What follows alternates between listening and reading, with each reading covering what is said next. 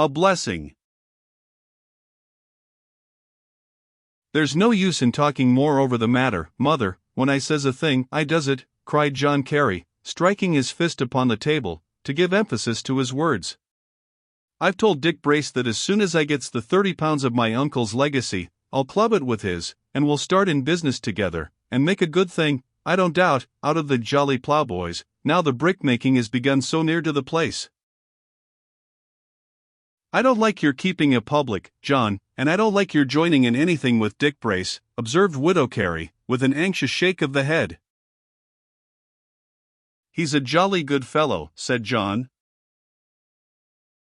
He's not a God-fearing man, rejoined the widow.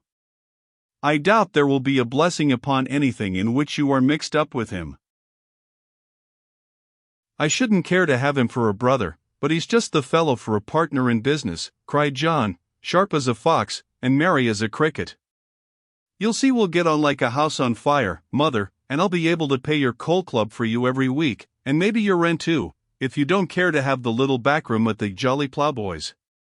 And John bent his tall form, and looked with a merry, kindly smile into his parents' face as he added, There's a bribe for ye, mother.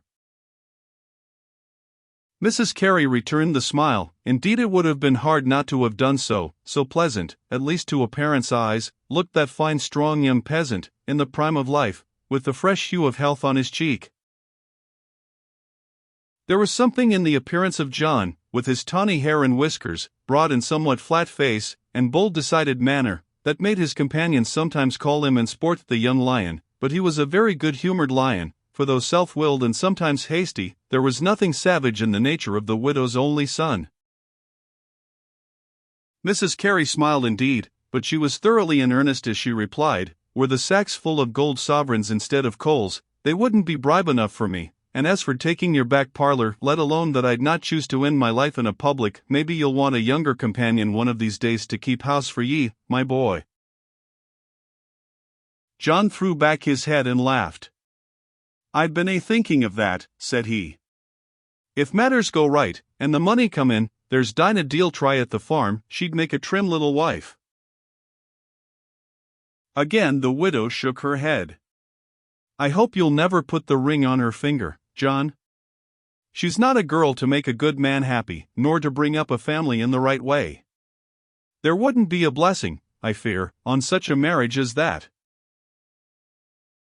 Mother, you're always thinking about a blessing, cried John, with a little impatience. Because I've always found God's blessing to be the one thing needful, my son, and I never feel myself safe in doing anything upon which I cannot ask it. We may plow and sow a field, but not a blade will grow, unless God's blessing come in the rain and the sunshine. And so it is with everything in life, we spend our money for that which is not bread, and our labor for that which satisfieth not, unless God's blessing crown all. I don't see that, said John, bluntly. Look at your Bible, my boy. Jacob left home with nothing but his staff and the blessing, and came back with his children, his flocks, and his herds. 'Twas the blessing on Joseph that brought him from prison to palace, and made all things to prosper in his hand. David was hunted like the partridge on the mountains, but the blessing brought him at last to the throne. Those lived in old times, cried John Carey, but we don't look now for palaces or thrones, or, if we did, we shouldn't get 'em. What does the blessing do for us now? John, I'm an old pilgrim, and maybe I'm getting nigh the end of my journey, so I may speak the more boldly about it. I've found the blessing like a staff to lean on all the way through, and if I hadn't grasped it, there's many and many a time I just have lain down, and given myself up to despair. I think you've had more troubles than most folk, mother, observed John, more gravely, and if there was a blessing on dear good father, how is it that he's suffered for years? There was a blessing on him, yes, in his illness, and through his illness, said Mrs. Carey, fervently, while the tears started to her eyes. No one could have been with him day and night as I was, and not have seen that there was one. Your father had peace, and hope, and joy, and patience, oh, wonderful patience. And hard as we were put to it sometimes, God always raised up some friend to help us, and opened a way before us when it seemed as if we could not get on.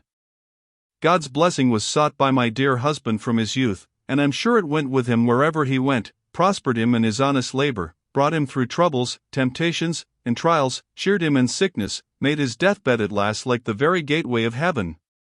And now he's gone where all is blessing, forever." Mrs. Carey closed her sentence with a little stifled sob, as she looked at an empty chair which was now never moved from its place in the corner. "I didn't mean to make ye sad, Mother," said John, laying his broad hand with rough kindliness upon the shoulder of the widow, "and I don't want to worry ye about either the public house or the girl, but I can't look at matters just as ye do, and, ye see, about that there business with Dick Brace I've made up my mind. Don't ye be vexing yourself about me, all will go right, never fear." Then, turning and taking down his cap from its peg, John said, in a merrier tone, "I'm going to old Justice Burns, to get him to pay me Uncle's legacy as he promised he would, and then I'm off to London to buy a few things as I want, but I hope to be back soon after dark." Mrs. Carey saw that expostulation was useless, so she made no further opposition. "You've a long trudge before you," said she. "Take your father's good staff," and she rose to bring it from its place in the corner just behind the armchair. "Leave it there, Mother, I don't want it," cried the Lion. "'Tain't 20 miles to London and back, and were it 40, 'twould not be much to young limbs like mine. Only mind you've a good supper ready for me, for I'll come back hungry as a lion." And nodding a goodbye to the widow, the young man quitted the cottage, whistling merrily as he walked down the hill. Mrs. Carey watched him fondly as long as his tall form continued in view, and listened to the sound of that whistle which was so pleasant to her ears. "God bless the lad," said the mother. "Bless him in his work and his ways, bless his going out and his coming in, bless him now and forever. He mayn't know the worth of the blessing now, but since my eyes first looked on my babe, there's not been a day, scarce a waking hour, but I've asked it for him from my heart. God will hear a poor mother's prayers, though I'm afraid just now that this legacy hardly comes as a blessing. My dear husband's brother never gave him so much as a shilling to help him through all his long illness, and now leaves to his son £30, money which seems likely to set the lad against the steady work by which he has gained his bread, to bring him amongst bad companions, and perhaps lead him to marry a girl whose mind is set on flirting and finery, who is not worthy of the true love of a noble-hearted fellow like John. It's a care and trouble to me the thought of this money, but, like all other cares, I must just bring it to my Lord. If pilgrims but set their faces towards Zion, God will direct all their path."